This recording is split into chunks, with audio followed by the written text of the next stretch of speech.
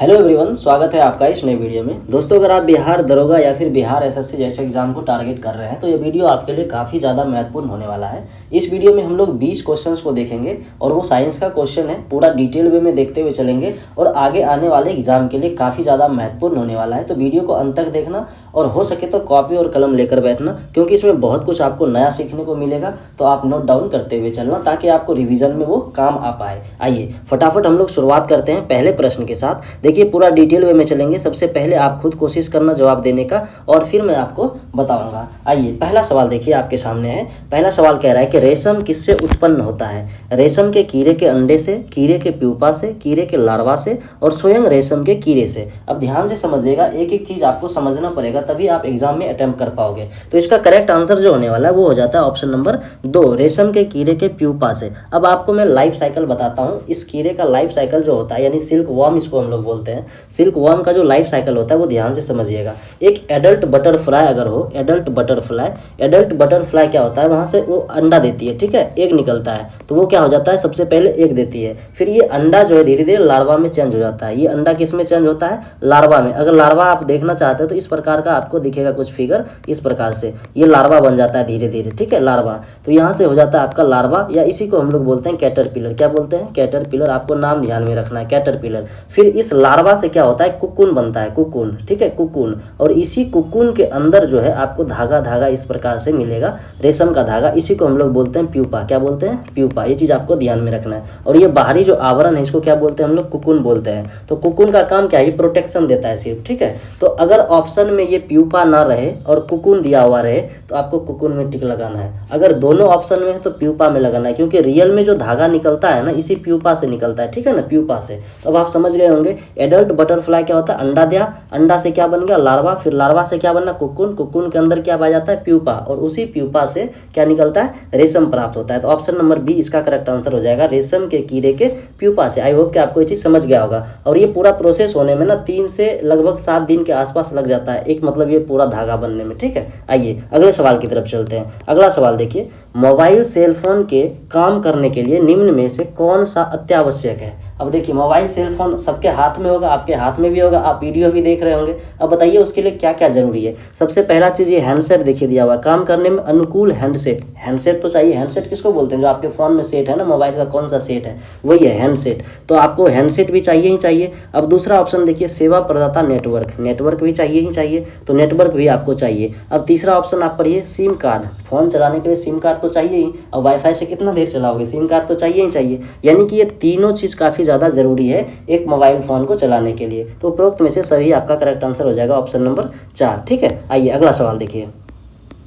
अगला सवाल देखिए कुछ क्वेश्चन बहुत इजी भी है, कुछ क्वेश्चन एकदम हाई लेवल का भी है। तो आप जो चीज़ नोट करने लायक होगा नोट करते हुए चलना। देखिए अगला क्वेश्चन कह रहा है कि निम्नलिखित में से कौन से पर्सनल कंप्यूटर के कुंजी पटल की कुंजी परंपरागत टाइपराइटरों में उपलब्ध नहीं है? जो आपका कन्वेंशनल टाइपराइटर है उसमें कह रहा है कि कौन सा कुंजी अवेलेबल नहीं है, तो उसमें आपको एंटर नहीं मिलेगा। ये एंटर का जो कुंजी रहता है ना, वो आपको देखने के लिए नहीं मिलेगा। अगला क्वेश्चन देखिए, अगला क्वेश्चन नंबर 4 कह रहा है कि निम्नलिखित शब्दों में से कौन सा शब्द इंटरनेट कार्य प्रणाली से संबंधित है? अब आप ऑप्शन देखिए, www, HTTP, ईमेल, उपरोक्त में से सभी। अब इसका जवाब आप खुद दे सकते हो। ये तीनों का तीनों जो है आपको इंटरनेट कार्य प्रणाली से संबंधित है, ठीक है। तो तीनों उपरोक्त में से सभी हो जाएगा, इसका ऑप्शन नंबर 4 करेक्ट आंसर हो जाएगा। आइए अगला। अच्छा एक चीज़ बताइए, आपको www का फुल फॉर्म बताना है कमेंट बॉक्स में, ठीक है। फुल फॉर्म बताना है क्या होता है, और HTTP का भी, इसका भी फुल फॉर्म आपको बताना है, ठीक है, पूरा नाम बताना है। चलिए अगला क्वेश्चन देखिए, ये भी कभी कभी पूछा जाता है, एसएससी जैसे एग्जाम में तो काफी पूछा जाता है। अगला क्वेश्चन देखिए, किस रक्त वर्ग के व्यक्ति सर्वदाता यानी यूनिवर्सल डोनर कहलाते हैं? यूनिवर्सल डोनर मतलब सर्वदाता रक्त समूह किसको बोलते हैं हम लोग? सर्वदाता रक्त समूह। क्या पूछा आपसे? सर्वदाता रक्त समूह। सर्वदाता रक्त समूह किसको बोलते हैं हम लोग, वो बताना है। ऑप्शन देखिए क्या क्या है, ए बी, ए ओ और बी। तो किसको बोलते हैं हम लोग? सर्वदाता रक्त समूह जो होता है वो ओ निगेटिव होता है, बट ऑप्शन में नहीं है तो आपको ओ पे टिक करना, ऑप्शन नंबर 3 हो जाएगा, ठीक है। लेकिन ओ निगेटिव रहेगा तो ओ निगेटिव पे टिक करना आपको, क्योंकि ओ निगेटिव को हम लोग बोलते हैं सर्वदाता रक्त समूह, यानी कि यूनिवर्सल डोनर है। यूनिवर्सल डोनर हो गया, ठीक है, यूनिवर्सल डोनर, ठीक है ना। उसके बाद अगर आपसे पूछ लिया जाए कि सर्वग्राही रक्त समूह कौन सा है, सर्वग्राही मतलब जो सबसे ग्रहण कर सकता है, सर्वग्राही, तो वो सर्वग्राही कौन सा होता है, ए बी पॉजिटिव। ठीक है, ए बी पॉजिटिव आपको ध्यान में रखना, ये सर्वग्राही है। ठीक है ना। अब आप ध्यान से समझिए, ये ओ निगेटिव जो है सर्वदाता है। क्यों है, क्योंकि इसमें ना ए बी और RH एंटीजन नहीं पाया जाता है। अब ये एंटीजन क्या होता है, जैसे किसी के बॉडी में दीजिएगा ना तो वहाँ पे कोई भी रिएक्शन नहीं होगा, तो कोई रिएक्शन नहीं होता है, इसका मतलब कोई भी वो ब्लड ग्रहण कर सकता है। ठीक है ना, यानी कि ओ निगेटिव ब्लड किसी को भी दिया जा सकता है, उसके बॉडी में कोई रिएक्शन नहीं होगा, इसीलिए हम लोग इसको बोलते हैं सर्वदाता रक्त समूह यानी यूनिवर्सल डोनर। ठीक है, आइए अगला सवाल देखिए। अगला सवाल क्या कह रहा है आपके सामने, तने की कटाई का प्रयोग निम्नलिखित में से किसे पुनः उगाने के लिए किया जाता है, कपास, केला, पटसन, गन्ना। तो आपको पता भी होगा शायद गन्ना। ठीक है, गन्ना इसका करेक्ट आंसर हो जाएगा। गन्ना को आप काट दीजिए, वहां से नया पौधा बन जाएगा। अगला क्वेश्चन देखिए। अगला क्वेश्चन आपके सामने, एड्स का पूरा रूप क्या है, यानी फुल फॉर्म आपसे पूछ ले एड्स का। आपको पता होगा एक्वायर्ड इम्यून डेफिशिएंसी सिंड्रोम। कहाँ है option, acquired immune deficiency syndrome, option number 3 इसका करेक्ट आंसर हो जाएगा। अगला सवाल देखिए, दूध के फटने पर कौन सा एसिड उत्पन्न होता है, दूध के फटने पे कौन सा एसिड होता है, देखिए tartaric acid, butyric acid, lactic acid, acetic. तो ये बहुत ईजी है, ऑप्शन नंबर 3 लैक्टिक एसिड इसका करेक्ट आंसर हो जाएगा, लैक्टिक एसिड। ठीक है, लैक्टिक एसिड दही में भी पाया जाता है। ठीक है ना। चलिए अगला क्वेश्चन देखिए।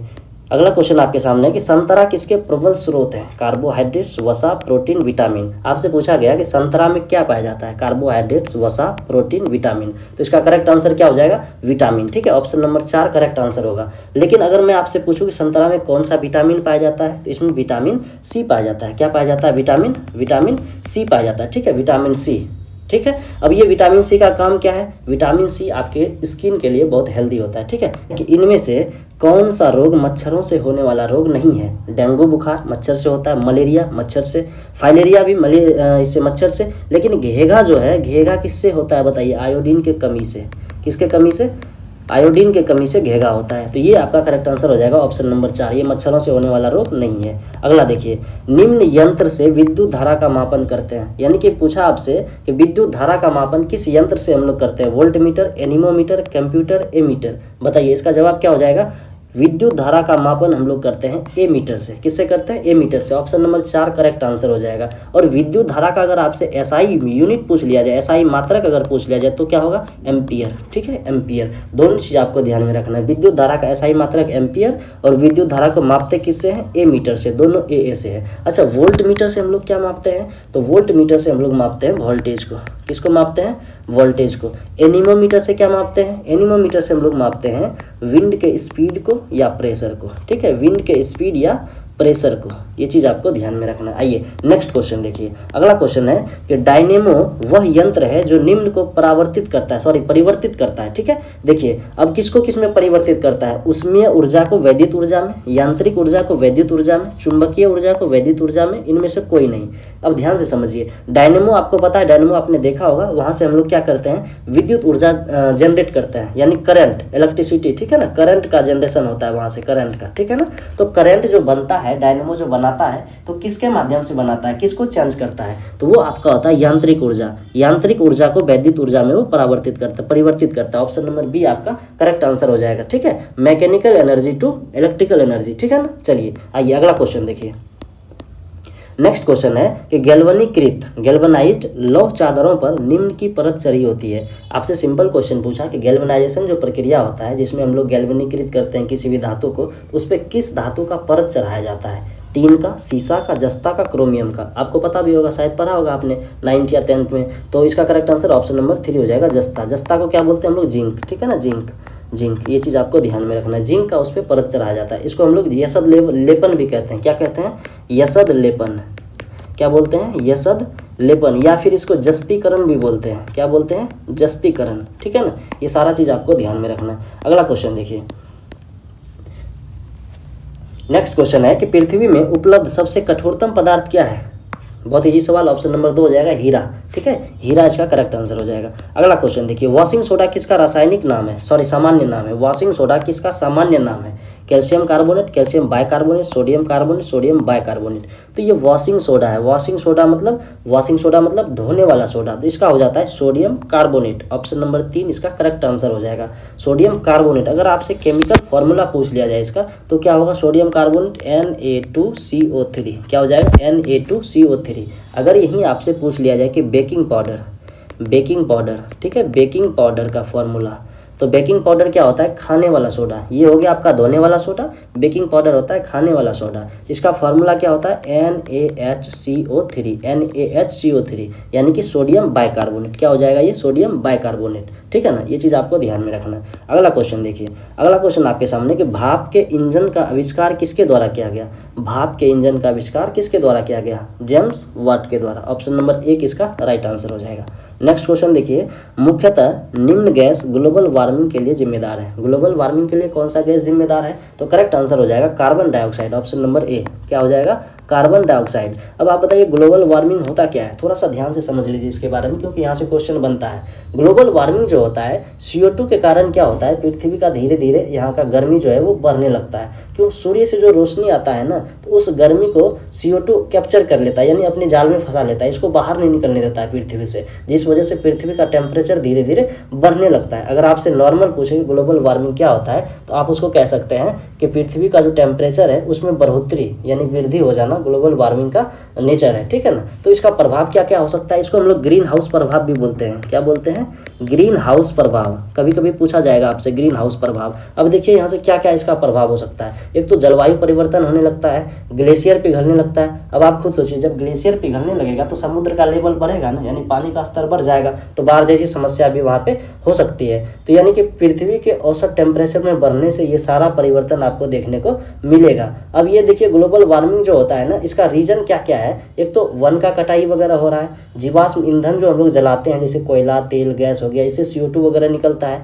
तो मेन जो कंपोनेंट है इसका CO2 है, ठीक है। उसके बाद मीथेन वगैरह भी है, लेकिन मेन कंपोनेंट क्या हो जाता है, CO2, आपको ध्यान में रखना। चलिए नेक्स्ट क्वेश्चन देखिए, नेक्स्ट क्वेश्चन है कि निम्न में से किसमें अपरंपरागत ऊर्जा स्रोत का उपयोग होता है। अपरंपरागत समझ रहे हैं ना, अपरंपरागत का मतलब हो गया कि गैर परंपरागत, नॉन कन्वेंशनल। क्या बोलते हैं इसको इंग्लिश में, नॉन कन्वेंशनल, ठीक है, कन्वेंशनल, नॉन कन्वेंशनल सोर्स, ठीक है, सोर्स। ये चीज़ आपको ध्यान में रखना है। अपरंपरागत ऊर्जा स्रोत, अगर इसी को हम और इजी भाषा में बोले तो इसी को हम लोग बोलते हैं नवीकरणीय। क्या बोलते हैं, नवीकरणीय स्रोत, नवीकरणीय स्रोत। अब आपसे पूछा कि निम्न में किसमें अपरंपरागत ऊर्जा स्रोत का उपयोग होता है, यानी नवीकरणीय स्रोत का उपयोग होता है। नवीकरणीय किसको बोलते हैं, जिसको हम पुनः नया कर सकते हैं, रिन्यू कर सकते हैं, रिन्यू कर सकते हैं। अब आप खुद बताइए कि अगर हम कोयला को जला देंगे तो उसको रिन्यू कर पाएंगे, नहीं कर पाएंगे। लेकिन वहीं अगर सौर ऊर्जा का हम प्रयोग करें तो उसको रिन्यू कर सकते हैं। आज भी सौर ऊर्जा है, कल भी सूर्य उगेगा, फिर उसका यूज कर लेंगे हम लोग, यानी कि सौर ऊर्जा को हम लोग रिन्यू कर सकते हैं। तो वो हो जाता है आपका नवीकरणीय स्रोत। पवन ऊर्जा हो गया नवीकरणीय स्रोत। लेकिन वही अनवीकरणीय में क्या आ जाएगा, कोयला हो गया, पेट्रोलियम हो गया, ये सब आ जाता है, ठीक है ना। तो इसमें आपसे पूछा कि नवीकरणीय स्रोत जो है इसमें किसमें यूज होता है, तो मिट्टी तेल क्या नवीकरणीय है, नहीं होगा। मोमबत्ती नहीं होगा। सौर लालटेन, देखिए सौर है ना, सौर लालटेन, तो ये हो जाएगा आपका नवीकरणीय, यानी अपरंपरागत ऊर्जा का ये स्रोत है, ठीक है। टॉर्च होगा, नहीं होगा। तो ऑप्शन नंबर 3 आपका करेक्ट आंसर हो जाएगा। आइए अगला क्वेश्चन देखिए, अगला क्वेश्चन है कि पालक के पत्ते किसके प्रबल स्रोत हैं। पालक के पत्ते में क्या पाया जाता है, vitamin A, iron, carotene, vitamin E. तो करेक्ट आंसर क्या हो जाएगा, आपको पता ही होगा। इसमें बहुत बच्चे कंफ्यूज कर जाते हैं, विटामिन ए और आयरन दोनों होता है, लेकिन प्रबल स्रोत का मतलब समझ रहे हैं ना, सबसे ज्यादा क्या पाया जाता है, तो विटामिन ए पाया जाता है। ऑप्शन नंबर ए आपका करेक्ट आंसर हो जाएगा, विटामिन ए। नेक्स्ट सवाल देखिए, अगला क्वेश्चन है, लास्ट क्वेश्चन है ये। आपको वीडियो अगर अच्छा लगा हो तो लाइक जरूर करके जाना, और चैनल पर नए हो तो सब्सक्राइब भी कर लेना ऐसे वीडियो को पाने के लिए। देखिए लास्ट क्वेश्चन कह रहा है कि दंत क्षय का कारण क्या है, मतलब दांत जो आपका गलने लगता है या खराब होने लगता है उसका रीजन क्या है। विषाणु का संक्रमण, प्रदूषित जल, बैक्टीरिया जनित संक्रमण, वंशानुगत कारणों से। तो इसका राइट आंसर क्या हो जाएगा, ऑप्शन नंबर 3 बैक्टीरिया जनित संक्रमण, ठीक है। बैक्टीरिया जनित संक्रमण, आपको पता होगा कि बैक्टीरिया जो है दांत में एसिड का निर्माण करता है, और उसी एसिड के वजह से ही हमारा दांत धीरे धीरे गलने लगता है या फिर खराब हो जाता है। तो ये चीज़ आपको ध्यान में रखना है, बैक्टीरिया जनित संक्रमण है ये। तो मुझे उम्मीद है आपको ये वीडियो पसंद आया होगा। चलिए मिलेंगे फिर अगले वीडियो में, धन्यवाद।